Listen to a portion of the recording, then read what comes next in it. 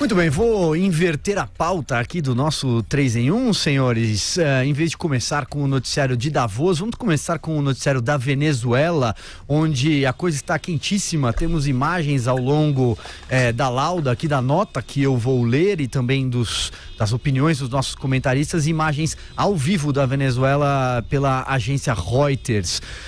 Juan Guaidó, o presidente da Assembleia Nacional, majoritariamente opositor, é importante dizer, se declarou presidente hoje, e o ato em Caracas, convocado pela mesma Assembleia Nacional, saiu já a essa altura de diversos pontos da capital venezuelana, pedindo a renúncia do ditador Nicolás Maduro. Importante dizer que há instantes o presidente dos Estados Unidos, Donald Trump, reconheceu Guaidó como presidente interino de seu país, e também o Itamaraty. De acordo com o Itamaraty, Jair Bolsonaro se pronunciou. Eu tenho até aqui um trecho da nota que eu leio. O senhor Juan Guaidó, presidente da Assembleia Nacional Venezuelana, assumiu hoje as funções de presidente encarregado da Venezuela, de acordo com a Constituição daquele país, como avalizado pelo Tribunal Supremo de Justiça. O Brasil reconhece o senhor Juan Guaidó como presidente encarregado da Venezuela. Vera Magalhães, passo a bola para você, enquanto já temos imagens para quem nos acompanha em vídeo pelo nosso canal no YouTube e também pelo Facebook, das ruas de Caracas. Pois é, Silvio, os protestos acontecem não só em Caracas, mas por todo o Brasil, dão conta de centenas de milhares de pessoas. Toda a Venezuela, lógico. Dão conta de centenas de milhares de pessoas nas ruas, nas várias cidades, e o governo efetivamente caiu. O Juan Guaidó se declarou presidente encarregado, algo que já vinha sendo costurado pela oposição venezuelana, pelos demais países que apoiam o fim da ditadura de Nicolás Maduro. Inclusive, quando estiveram no Brasil, vários opositores de Maduro, isso já estava sendo costurado, a saída seria por esse meio, e o Guaidó era o mais ali chancelado para assumir essa posição. Começou com o Donald Trump reconhecendo, depois que ele se autodeclarou presidente. Em seguida, o presidente Bolsonaro, lá em Davos mesmo, falou rapidamente, entre um compromisso e outro, para os jornalistas que estavam lá, que o Brasil também reconheceria, e que ele duvidava que Maduro fosse praticar algum ato contra o seu opositor, que ele já não teria meios para fazer isso, já não teria lastro nem do Exército, nem da sociedade para fazer isso. Então, logo em seguida, saiu a nota oficial também do Itamaraty. Acontece que sites dão conta de que Guaidó pode ser preso. Ele já foi preso em 13 de janeiro, rapidamente, foi preso pela inteligência do regime Maduro, ficou algumas horas e depois foi libertado, e agora há rumores de que pode voltar a ser preso. Então, a situação não está totalmente resolvida na Venezuela. Os ainda defensores do regime, que são cada vez em menor número, mas ainda existem, falam em golpe contra o regime de Maduro, mas não é disso que se trata. A população da Venezuela decidiu, e está majoritariamente nas ruas para isso, superar essa ditadura do Maduro. Ela já não se sustenta mais. Uma ditadura que vem desde 2013, substituindo outra do Hugo Chávez, e agora de maneira mais claramente autoritária, claramente autocrática, impondo uma série de violações de direitos humanos, impondo à sua população restrições no direito de vir, no direito de se manifestar, no direito de se organizar politicamente, aí intervindo no judiciário, intervindo em outras instituições. Então já não há que se falar em um regime legalmente constituído na Venezuela. E agora a população chega ao ponto de ir às ruas para decretar o fim desse regime efetivamente. A oposição se articulou por meio do seu novo líder, um jovem, 35 anos, um engenheiro, que é o presidente da Assembleia Nacional, e em torno dele se constituiu a nova maioria. Não é nem o mais conhecido, nem o mais antigo dos opositores do regime chavista, mas é o que reuniu agora as condições para substituí-lo interinamente. Depois deverá haver, caso essa solução se confirme e consiga depor o regime, isso vai depender muito de como o Exército vai se comportar, ainda está muito dividido o Exército.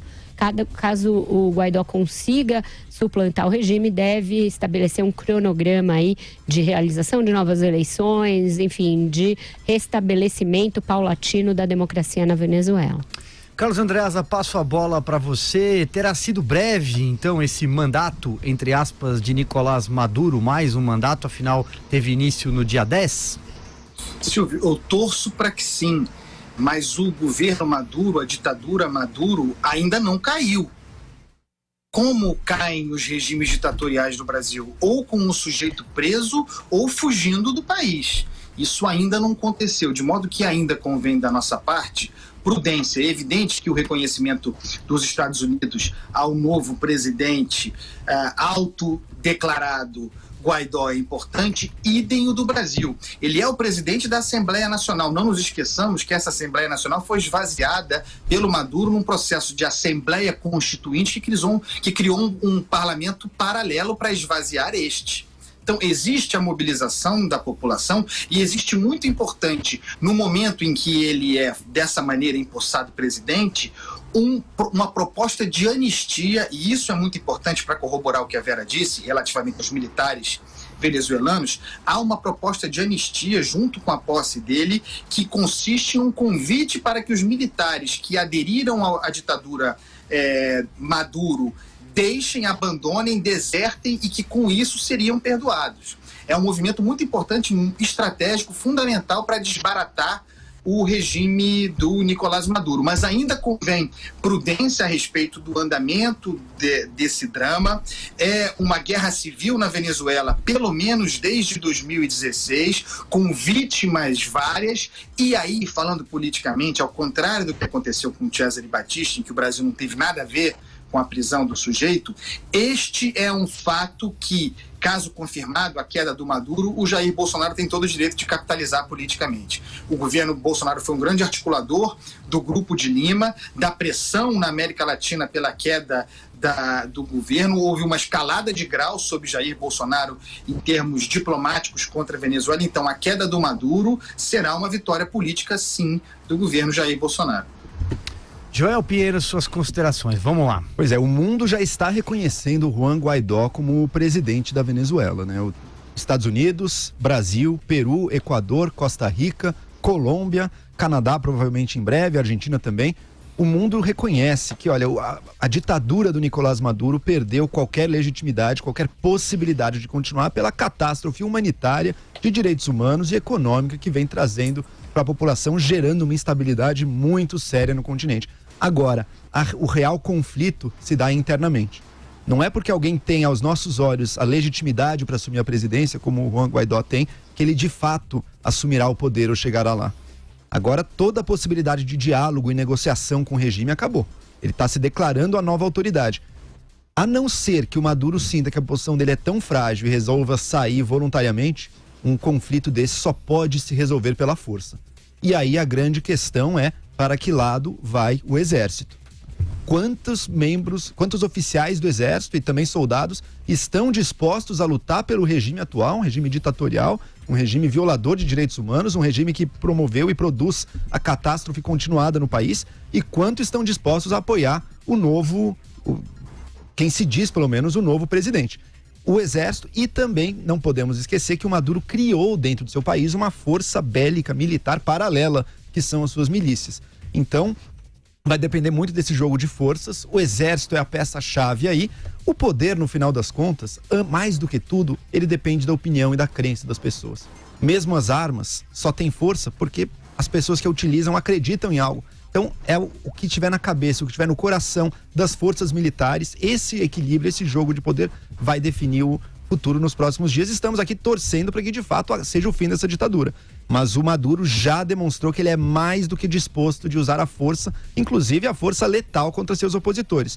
Só nesses protestos dos últimos dias já morreram aí 4 pessoas. Então, infelizmente, a situação ainda não está resolvida.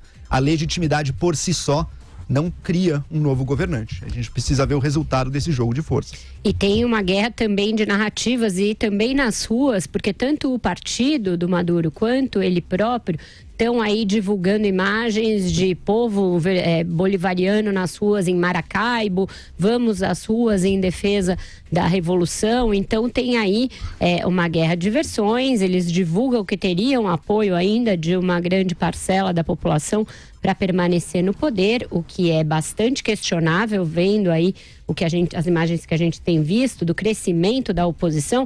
Eu vi faixas ali com mensagens muito cabais de apoio à superação do regime, à superação da ditadura. Quando o medo morre, nasce a liberdade, dizem várias faixas. É um slogan que está crescendo aí nesses protestos anti-regime na Venezuela. E agora vamos ver com que tipo de apoio militar o Guaidó vai contar para se colocar mesmo como presidente encarregado da Venezuela. Os militares estavam bastante divididos e eu acho que eles vão ser os grandes fiéis da balança para determinar ou não a queda do regime, Silvio.